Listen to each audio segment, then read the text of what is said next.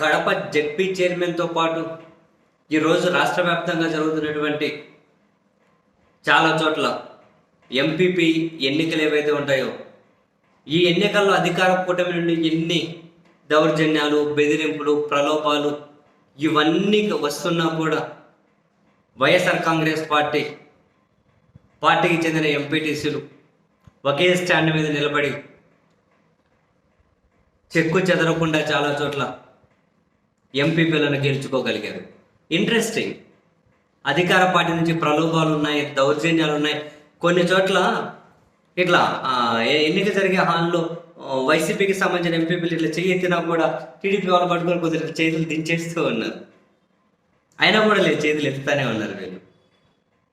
చాలా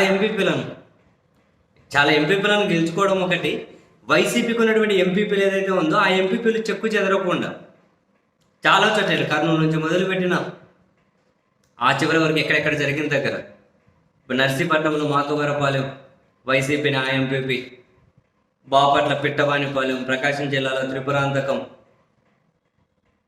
కర్నూలు జిల్లా దగ్గరకు వచ్చినామంటే వెల్దుర్తి, తొగ్గలి, చిత్తూరు దవనంపల్లె, తిరుపతి రూరల్, కళ్యాణదుర్గంలో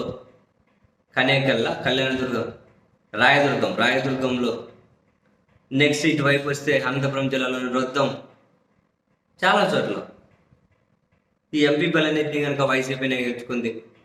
అండ్ ఎంపీపీలు కూడా చెక్కు చెదరకుండా, ఇప్పుడు తిరుపతి రూరల్ లాంటి చోట్ల అయితే వైసీపీకి ఎంతమంది ఎంపీపీలు అంటే అంతమంది వేసుకుంటూనే వస్తున్నారు. తిరుపతి రూరల్లో 38 మంది వైసీపీకి ఎంపీపీలు ఉంటే ఎన్నికలప్పుడు ఎన్నికలైన తర్వాత 5 మంది ఏమో వెళ్ళిపోయారు. వాళ్ళు పోయి మిగతా 32 మంది వైసీపీకి వేశారు. వాళ్ళని ప్రలోభాలకు గురి చేసినా, మరొకటి చేసినా వినట్లే. మొత్తం మీద అయితే ఇంట్రెస్టింగ్. అధికార పార్టీ ఎన్ని ప్రయత్నాలు చేసినా ఎంపీపీలను, ఈ ఎంపీటీసీలను లాగేసుకోలేకపోయింది. ఎన్ని ప్రలోభాలకు గురి చేసినా లాగేసుకోలేకపోయింది. అసలు వైసీపీ తరపున ఎంపీపీ నిలబడగలుగుతారా? అసలు వీళ్ళు నిలబడినా కనుక పన కూడా ఊరుకుంటారా? దౌర్జన్యాలు చేయకుండా ఊరుకుంటారా అని చెప్పి నాకైతే అనిపించింది. ఈరోజు అన్నిటిని తట్టుకొని మరి వైసీపీ చాలా చోట్ల ఎంపీపీ స్థానాలను గెలుచుకొని వాళ్ళైతే చాలా, అంటే వాళ్ళకున్న పట్టునైతే క్షేత్రస్థాయిలో నిలుపుకోగలిగారు. చాలా ఇంట్రెస్టింగ్.